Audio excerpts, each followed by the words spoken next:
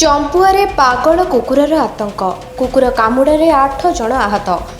ଚମ୍ପୁଆ ଏନ୍ଏସିରେ ଏକ ପାଗଳ କୁକୁରର ଆତଙ୍କ ଖେଳାଇଛି। କୁକୁରଟି ଗତକାଲି ସନ୍ଧ୍ୟାରେ 3 ଜଣଙ୍କୁ କାମୁଡ଼ି ଆହତ କରିଥିବା ବେଳେ ରାତିରେ ସେହି କୁକୁରଟି 1 ନମ୍ବର ୱାର୍ଡ ଗୋଧୂଳି ଗାଁରେ ଲକ୍ଷ୍ମୀ ପୂଜା ଦେଖିବାକୁ ଆସିଥିବା ବେଳେ 2 ଜଣଙ୍କୁ କାମୁଡ଼ି ରକ୍ତାକ୍ତ କରିଛି। ସେହିପରି ଆଜି ସକାଳୁ ଏହି ପାଗଳ କୁକୁରଟି ଗୋଧୂଳିରେ 2 ଜଣଙ୍କୁ କାମୁଡ଼ିବା ସହ ଏନ୍ଏସିର 3 ନମ୍ବର ୱାର୍ଡରେ 2 ଜଣଙ୍କୁ କାମୁଡ଼ିଥିବା ଜଣାପଡ଼ିଛି।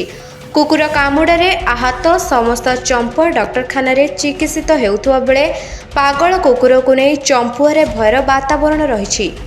କୁକୁରଟି ବିଶେଷ କରି ବାଇକ୍ରେ ଯାଉଥିବା ଲୋକଙ୍କୁ କାମୁଡ଼ିଥିବା ଦେଖାଯାଇଛି। ଚମ୍ପୁଆ ଦଳାଡି 7 ନମ୍ବର ୱାର୍ଡ କାଲି ସନ୍ଧ୍ୟାବେଳେ ମୁଁ ଆସୁଥିଲି ଏସ୍ବିଆଇ ପାଖକୁ ସୁଭାଷ ଦୋକାନକୁ ଗୋଟେ କୁକୁରଟା ଆସିକିରି ପୁରା ଚାବି ଦେଲା ସନ୍ଧ୍ୟାବେଳେ। ଯେତେବେଳେ ମୁଁ ଆସିଲି ମେଡ଼ିକାଲକୁ ତା ପୂର୍ବରୁ ବହୁତ ଜଣଙ୍କୁ କାମୁଡ଼ି ସାରିଛି। ତାପରେ ମୁଁ ମେଡ଼ିସିନ ନେବା ପାଇଁ ରାତି 12ଟା ବେଳେ ପୁଣି ଆସିଲି। ପୁରା ବହୁତ ପେନ୍ କରୁଥିଲା, ବହୁତ ଜଣଙ୍କୁ କାମୁଡ଼ି ସାରିଲାଣି ସେ। ଆଜି ସକାଳେ ଯେତେବେଳେ ଭ୍ୟାକ୍ସିନ୍ ନେବା ପାଇଁ ଆସିଛି ଆହୁରି ବହୁତ ଜଣଙ୍କୁ କାମୁଡ଼ିଛି।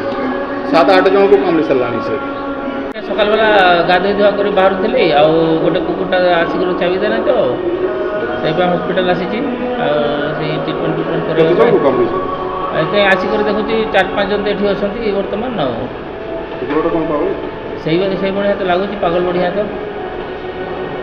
କେନ୍ଦୁଝର ଜିଲ୍ଲା ପ୍ରତିନିଧି ଦାଶରଥୀ ଗିରିଙ୍କ ରିପୋର୍ଟ, ନିରପେକ୍ଷ ନ୍ୟୁଜ୍।